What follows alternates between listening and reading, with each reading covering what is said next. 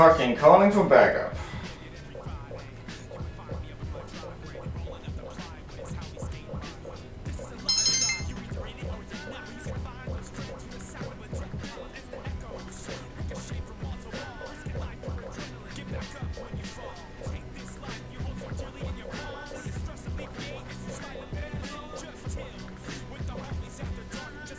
I swear Americans have the longest fucking phone numbers.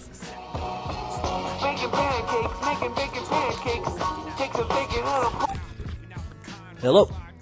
Hello, is this the one half of the super amazing team that's creating the super amazing webcomic known as UberQuest, who will be publishing a book sometime this year with the help of Vivid Publishing? And that creator is known as Skidd? Speaking. Is that a studio audience you got in your living room? Yeah, they don't want to leave. So what can I help you with? Okay, so I got this super creepy stalker dude who wants me to review Ava's Demon.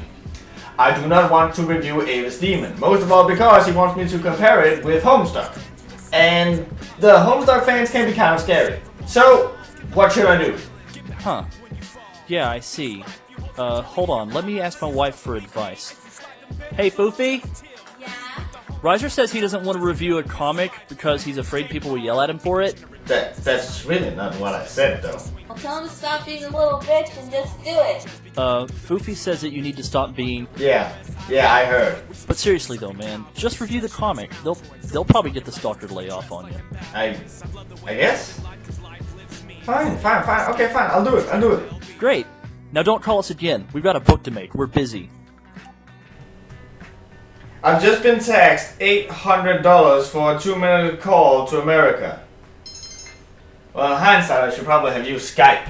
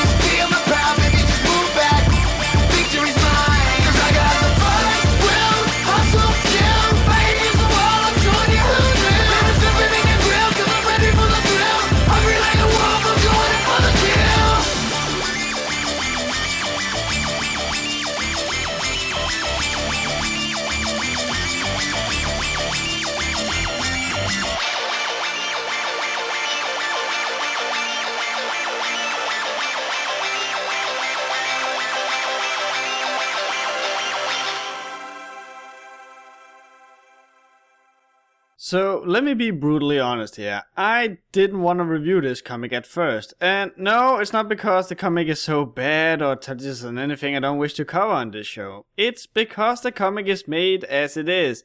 And the obvious comparison is another comic I've covered on this show, Homestuck. Now, as you guys might remember, I liked Homestuck the second time. As awesome as Homestuck is, and as much props you gotta give the dedicated fans of it, the fans of Homestuck can be kinda like, well, the bronies, or the more insane of the PewDiePie followers.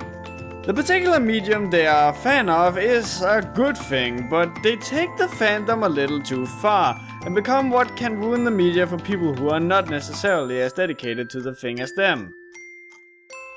What I'm trying to say here is that some of you guys might wanna, calm down a little. The reason I'm bringing that up is obviously because there will be a bunch of comparisons to Homestuck in this review, because this comic is made as it is, and a bunch of you guys wanna know which one I like the most. So here we are. This is suicide, basically. Ava's Demon is a webcomic that got started in 2012, and as of late February 2015, the comic consists of 15 chapters and over 1,430 panels. It is written by Michelle Ksajowiski.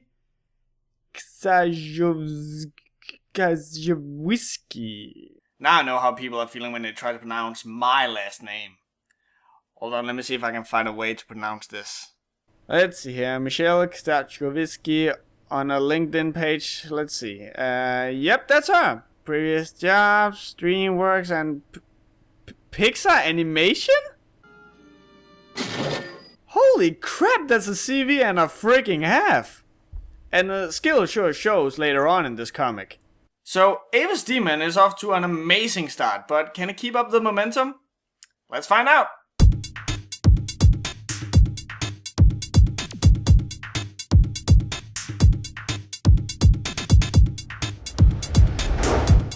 The comic follows Eva, who clearly has some issues. We first meet her in school and we immediately see that something is up. A fiery orange spirit, seemingly only visible to Eva, is telling her to die, clearly tormenting her and ruining her life. I'm gonna keep a comment to myself until the end of the premise section. Not long passes before it's suddenly revealed to us this comic takes place in a sci-fi universe, which is even further elaborated on shortly after the beginning, when out of nowhere a horde of robots come tearing the school from each other. Eva, however, escapes along with two other people, Odin and Magnolia. The comic manages to keep a most excellent pace all the way through. Despite the comic only showing 1 or 2 frames on every page, it manages to never overstay its welcome. You never sit and think, get a freaking move on, damn it. Michelle knows exactly how many pages each individual thing needs to have. It's never too much, it's never too little. The obvious comparison would be Homestuck, which I will admit kind of had a little swing and miss when it came to this thing. Sometimes you would have like 8 pages just dedicated to opening a computer program. I get what Hoshi was trying to do, was draw out suspense, but if you draw out suspense for too long, it just gets annoying. So after having escaped the robot army, stuff happens on board Odin's ship that eventually results in Eva finding out that Magnolia has some sort of magical ability too, and the ship crashes on a different planet. Flying out of the ship due to the crash, Eva is impaled on the sort of a statue where she slowly dies. Before dying, however, she makes a pact with her demon, Raphia, to save them both. The conditions are as follows. Eva gets to try a fresh start on life without Raphia fucking it up for her, and Eva helps Raphia find some of Raphia's old soldiers so she can take some godly figure known as Titan down. This is probably where some of you might ask, so what's the deal with Raphia and her soldiers? And while the story isn't exactly anything new, and the plan here is borderline jaw-droppingly stupid, I really like it. Raphia was once a super powerful being, if not one of the strongest in all of existence, and ruled over several galaxies in peace and harmony. Everything is fine and dandy until she gets the news that something known as Titan has taken every one of their galaxies hostage in a single night. Yep, a single night. Several galaxies have not been killed, but taken hostages over the course of one night. This would mean there'd have to be some sort of negotiation or something to leave people captive to be used as hostage. And this has happened on several planets in several galaxies overnight. And then there's me, who can spend almost an entire month just writing a review script. Anyway, Titan asks Raphia and her husband to surrender to him, otherwise they'll destroy every hostage they have. So Raphia's grand plan is to give them all her strongest warriors and herself a potion that when consumed would make them, once killed, be reborn as a spirit to the next being that would come to life. And this is where I'm having a few issues. Now, this is a story that takes place over several galaxies, it seems. We, the human race, have hardly managed to charge every inch of our own planet. What's to say these soldiers won't be born on planets in galaxies that Raphia and her crew has never even heard about cause they are too far gone? Couldn't she make the potion more specific? And what if you got attached to, I don't know, a panda, or a skunk, or this? And if you had the ability to make a potion of this caliber, why not have several in stock or try and perfect them to fit your plans better? Why does she first come up with them now? Are there dark arts involved? It's Leviosa. Leviosa. Stop. I'm sorry, I guess I'm just not very good when it comes to magic. Anyway, you guessed it. This is how Raphia got connected with Eva, and we, the readers, can immediately put 2 and 2 together that whatever magic stuff Magnolia pulled earlier is probably connected to these potions as well. It's almost like not assuming your readers are idiots is a good thing, isn't it? Anyway, I also have a little pet peeve that it's first now that Eva and Raphia actually talk for real. I mean, she's, 15 years old? And at no point during these 15 years did Eva ask what this spirit was called?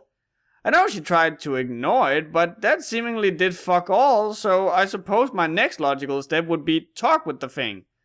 I don't know, is that just me? I mean, I know you need this scene to give exposition to the readers, but surely you could make it so it looked like Eva knew at least a little of what we're being told here. It's amazing how much of a difference it can make if you just start off your sentence with, as you already know. Actually, that segues me nice and easily over to another thing I gotta give this comic credit for. Because Michelle is a great writer, she doesn't assume her readers are idiots, and even if they were, she, without forcing it, makes sure everyone is on the same page by repeating certain important things. This way, everyone are always up to date with what's going on, who's who and what's what. Because the comic follows 4 different characters, it's not always everyone knows the same thing, and so character A can explain to character C what the plot is, after having already told it to character B. Don't ever assume that your readers are stupid, but that doesn't mean that you can't help them a little. Because this is an important thing for aspiring writers to remember, I'm gonna explain this a little more. Take Shitfest Extravaganza Las Lindas here as an example. We all know how Moore took Alejandra's crystal because she was afraid Alejandra would destroy it. She then later gives Alejandra the crystal back, and we, the readers, know this is because Moore now trusts Alejandra. This is not something we need to be told. We know this. The very action of giving the crystal back could just as well be the sentence, "Oh, so you trust me now." Ava's demon has a bunch of this stuff. For example, we see Eva and Raphia starting to rely more and more on each other, helping each other more and more. We see through their actions how they accept each other's existence. At no point either of them go, "Gee willikers, we sure are getting closer lately, huh?" Because that'd be going overboard. It'd be treating your readers like idiots, as if they can't figure that stuff out themselves. If you've ever played the Phoenix Wright games, you'll understand what I mean when I say that only a few things can compare to the awesome feeling that when you start putting pieces together exactly the moment when the author wants you to.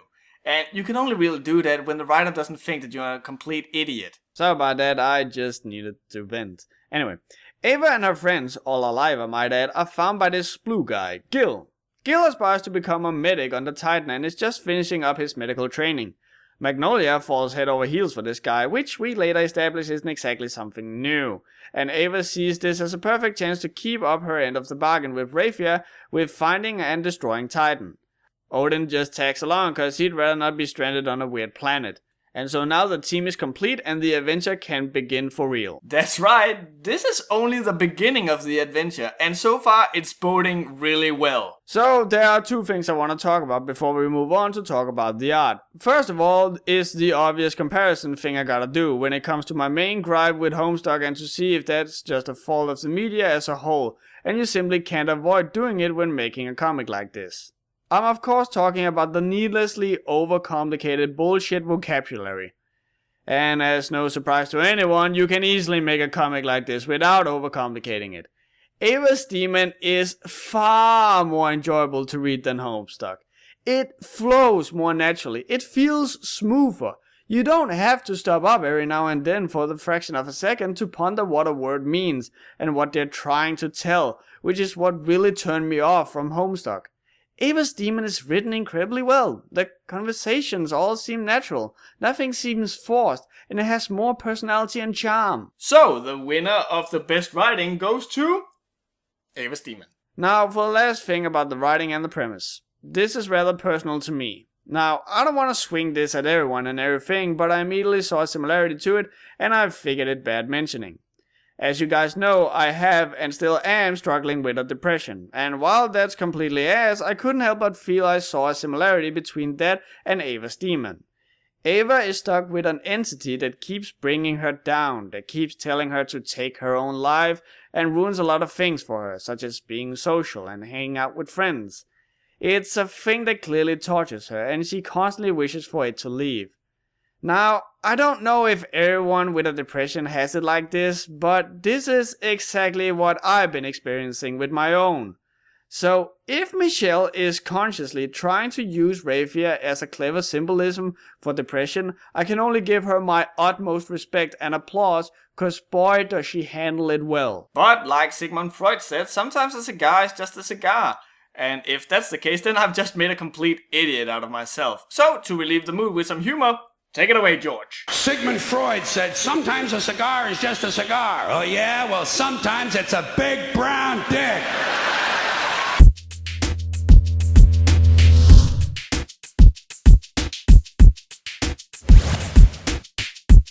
The comic is told in very much the same style as Homestuck, in which there's more or less only 1 or 2 frames on every page, and every now and then you'll be given a jaw-droppingly beautiful crafted animation segment with incredibly fitting music. Remember one of the things that I love so much about Dreamkeepers, the best webcomic I've ever read? Theming. What is theming? No, it's not what drapes to use in the living room. Although, yes, that's also theming, and you should pick the drapes with the stripes and not the dots. But anyway, theming when it comes to art and presentation is what you experience, what you feel. Let me explain with an example. When you look at Eva, what do you experience? You experience the color red, and lava, and warmth. At any point while reading Eva's Demon, you can refer to Eva and her character by saying she's the red character, or Odin's the black character, or Gil's the blue character. And it goes even deeper than that. Monochromatic. Monochromatic. How's them apples? We are throwing the big words out here now. If you look at this and think this is the only kind of use of monochromatic coloring, then the door is right over there. So, what does it mean then? Well, technically you're still right if you say that black and white picture is monochromatic. After all, it's just using different shades of the color black. I mean, when you really get down to it, gray is just light black, no? Well, every important character of Eva's Demon has their own monochromatic shades of a single color. Magnolia, for example, most of her features are different shades of green, be it dark green hair, light green eyes, to Turkish clothes. Eva's hair is brown, her clothes are crimson red, and her eyes are bright red. All of the colors mentioned for Eva and Maggie here are different hues and shades of their respective colors, red and green. And we're not even done yet! Titan's homeworld that the crew goes to is all blue in various shades and hues. Then you got Eva and Raphia, who are different monochromatic shades of red. And why is this important, you might ask? Well, the same reason why you once had the evil villain in black armor, and the valorous hero would be a white knight. These are considered complementary colors, or rather opposite colors if you prefer to use that term. When placed next to each other, they create the strongest contrast for those particular two colors. The style you see here was developed in 1867 by Charles Blank and has since then been used by 19th century artists such as that one dude who cut off his ear cause he hadn't heard from his girlfriend in a long while. I'm not even sorry. If we look at this style, you can see that red is on the opposite side of blue, so they are each other complementary colors. Complementary colors like these aren't exactly a new thing by a long shot. You've seen it tons of times, the black against the white, Dante and Virgil's jackets in Devil May Cry. Jackpot. Tom and freaking Jerry. It's been used for years as a way to symbolize rivalry and opposites. It's just nice when you see it used with other stuff than just black and white. And there's even more! Okay, so this might be spoiling a little, but Maggie here uses tree powers, right? Like, she'll grow plants and whatnot, and has a very strong relation to nature, it would seem. Also, trees along with the color green typically symbolizes vitality, restoration, but also possessive and envy, which coincidentally fits Maggie rather well. Anyway, notice how her skin is more brown than the rest of the characters? Well, she's tanned, so what? Well, doesn't her skin fit remarkably to the color you'd give a tree trunk? So you got green hair, which is the crown of a tree, and the brown skin, which is the trunk. So Maggie is basically a tree. Look at the time code down there. Just try and see how much time I've spent just talking about the colors of this comic.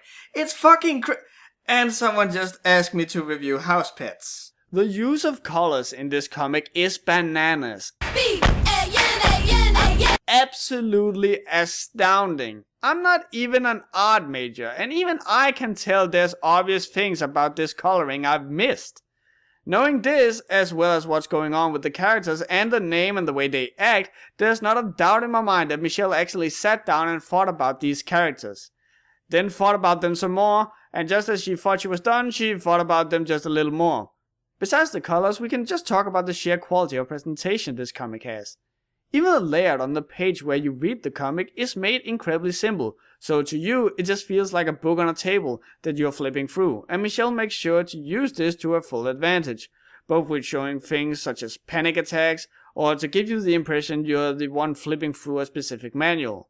In other words, Michelle took this idea, as small as it might have been, and went with it. It's a personal favorite of mine when you can use what is explained to you as a way to explain something completely different, like this comic does. This is a French word known as mise en scène. Now who the fuck said I don't know what the fuck I'm talking about? Woo! Bedtime! So everyone has their own individual colors, but that's not all. Every character also has unique pupils, and it never feels forced. It's not like Naruto, where they make sure to show every eye everyone has at least 800 times per chapter. And the attention to detail doesn't stop there. The amount of details that's put in the backgrounds is also amazing. The creatures, the architecture, just all the small little assets of the world to make it seem alive are all unique and different. Dreamkeepers and Uberquest both does this really well, where they just change everything. Nothing's better than when you actually become curious and interested as to what the different things in the backgrounds are and how they work. And then there's the other comics where the more you start looking into what's in the background, the more you end up just, breaking the comic. The sheer design of this comic is astounding too. It uses very atypical things in its designs, like these drawers for example. I also like how most of the stuff Eva gets to use and wear are rather childish, to sort of fit in with how she looks. Get me a cold shower, I'm getting all hot and bothered from this art. Despite the art seeming rather fairy tale and almost childish in some ways, trust me, this is very much an adult comic. Some of the deaths and stuff you see in this comic is incredibly graphic, such as a chick getting her skin cut off and you get to see her muscle tissue just falling apart or her face melting. Bet you weren't expecting that from a comic as whimsy looking as this, huh? And that actually brings me to what I think is one of the only real complaints I have about the art, and it's such a super nitpicky thing. The lava and fire in this comic doesn't seem hot to anyone. It just looks like glowing maple syrup. I first thought it was lava, but then no one reacted to it being hot, and then I started thinking it was just, goo. So with art as good as this, are there really any doubt? The winner of Best Art and Presentation goes to... Ava's Demon.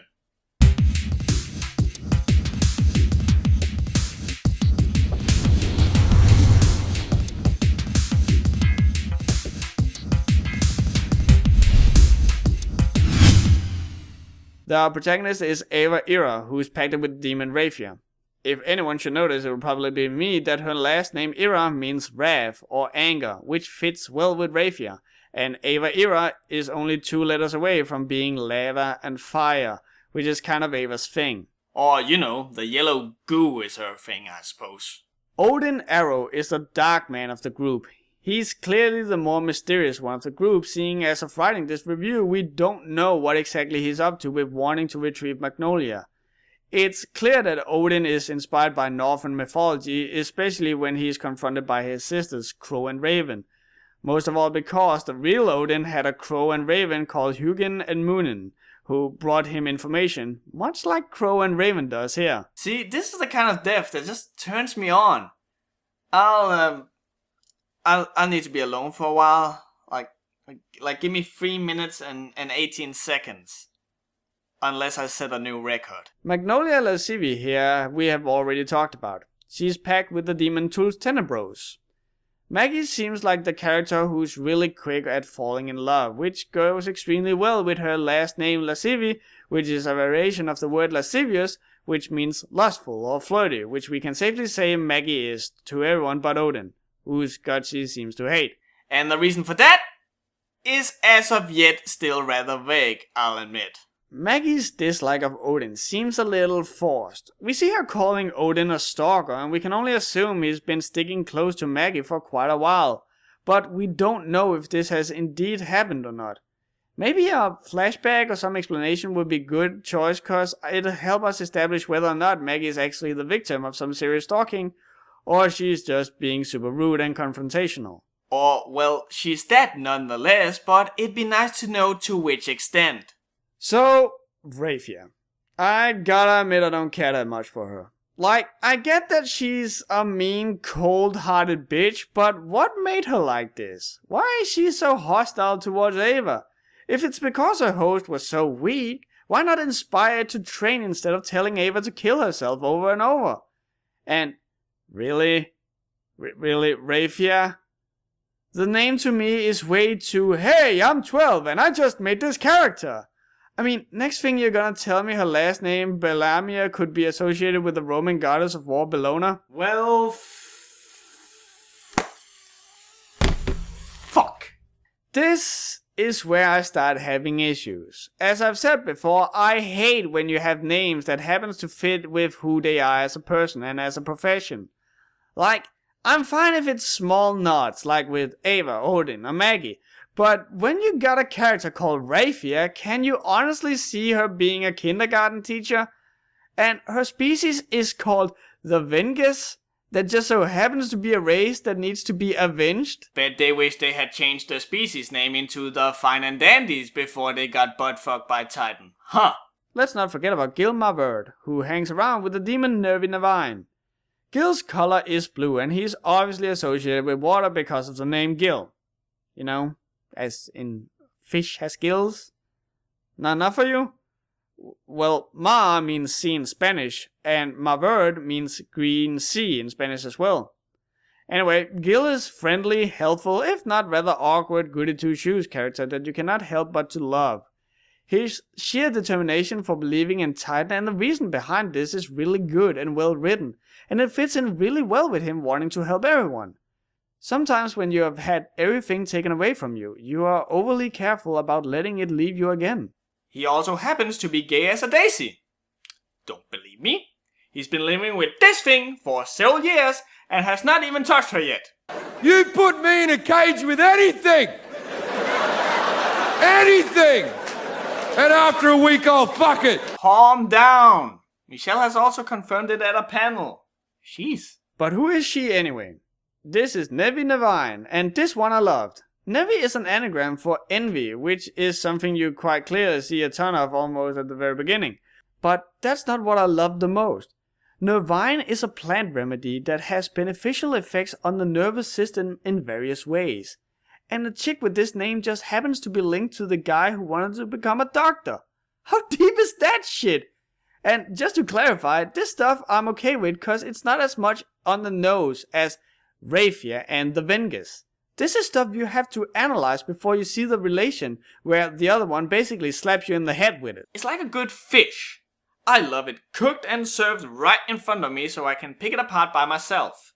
I don't want someone to slap me in the face with it. So yes, there are some hits and misses in the characters, and they are easily the thing that's worst about this entire comic, but the misses are far and few between. And whatever negative there is to say is immediately made up for with how much thought there's been put into these characters. I mean, I've even read on the Eva's Demon Wikipedia, that I've been shamelessly paraphrasing throughout most of this review, that Odin only ever seems to stutter when he's not lying. I'll have to reread this comic and check up on that, cause if that's true, that's really clever done.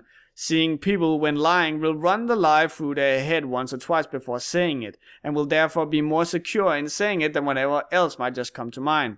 But yeah, while the characters are to me the worst part of this comic, they are by no stretch of the imagination bad. And this is the point where I have to bring up Homestuck again, and I would be lying if I said that this wasn't the main reason why I agreed to compare Eva's Demon with Homestuck. So, I complained about the characters in my Homestuck review.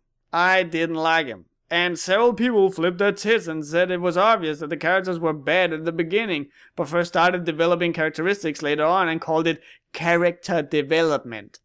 While yes, that is character development, they are wrong in thinking that it's the only way to do it. You don't have to go from a bad character to a good character. You can have a good character turn into another good character just as easily. The truth is that I don't find the characters of Homestuck very good, and I don't believe you can justify with what they turn into later as character development.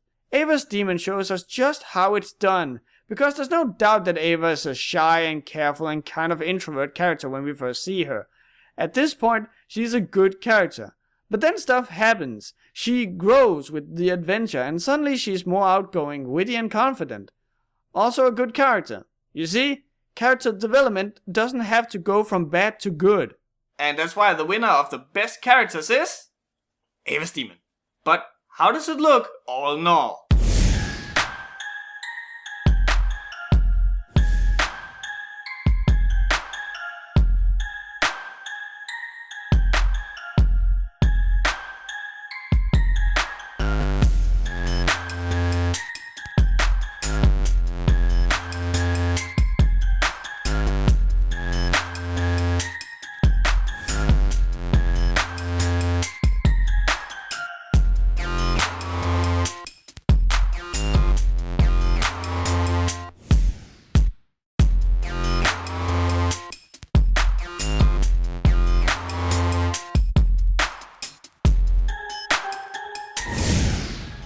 The premise is an 8. I really love the way this story is told, and I would quickly find myself browsing thousands of pages, and when I looked up, several hours had passed me by without noticing it. There's a great adventure here, both as an outward journey but also as an introspective one. The art is a 9. If we just had that bloody lava thing down, this would be perfect, and I could give it a 10. But 10 are only given to the perfect, and I can't give it that if it just barely comes up short. Despite of that, holy crap do you owe yourself to go look at this. It's astounding. The characters are a 7.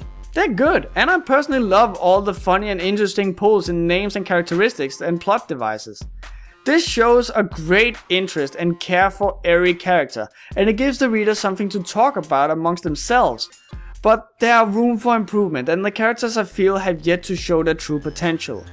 All in all, the final verdict and how much I enjoyed reading this comic is an 8. This is the alternative I want to give to people who want to read a different animated comic than Homestuck. Eva's Demon just has so much charm, so much character, so much raw passion behind it, and it's just a better read when it all comes together. Don't cheat yourself from reading this gem.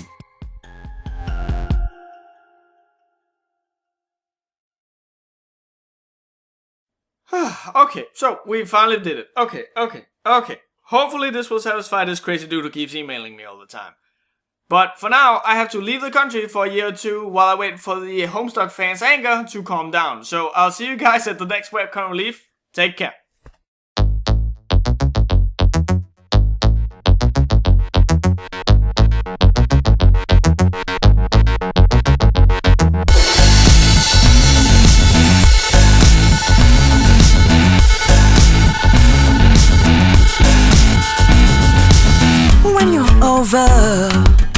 I feel so weightless. And when we kiss, I can't explain the superhuman. The truth is, you got me hypnotized. I'm feeling so obsessed with you. You left me paralyzed, yeah. And now I'm stuck. You got me stuck. Ooh.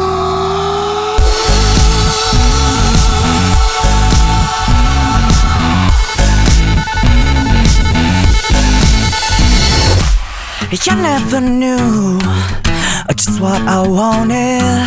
I still don't know, it's all the same. You're picking up on what I started. The truth is, yeah, you got me hypnotized. I'm feeling so obsessed with you. You left me paralyzed, yeah. Now I'm stuck. You got me stuck. Ooh, you got me hypnotized. I'm feeling so obsessed with you. You left me paralyzed, yeah. Now I'm stuck. You got me stuck. So, did you learn a lot about colors? I know I did. This episode has been supported by a bunch of amazing people, and we have a lot to talk about this time, so let's not waste any time and just fucking go with it! The first one to talk about is one of the guest stars of this episode, known as Skidd. And he works on UberQuest. I have pushed this so many times that I would be fucking ashamed if you haven't at least gone and checked it out. And as I really quickly mentioned in this video, they're making a book and they're being published by the company that's making Dreamkeeper, or well, publishing Dreamkeepers. So, holy crap, 2 of my favorite comics gathered under one banner. That's fucking amazing. Next up we got Alix J.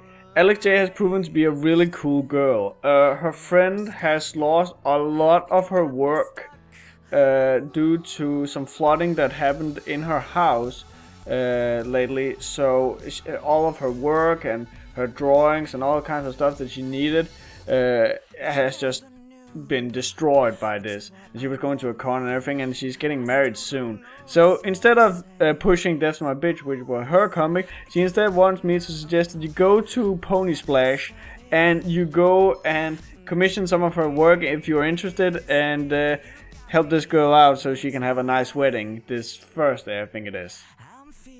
Next up we got Shane Asher. Shane Asher is working on Strays of Terraria, as we already know, and that comic is well on its way. It's updating periodically now, and it's just looking better and better for every page. Just talking with this guy, you see that there's a lot of thought and heart put into this. Like, he has almost just gone back and restarted the entire thing just so you guys can enjoy better art and a better story. So go check it out. This is clearly a dude who loves what he's doing. Next up we got Luraiokun.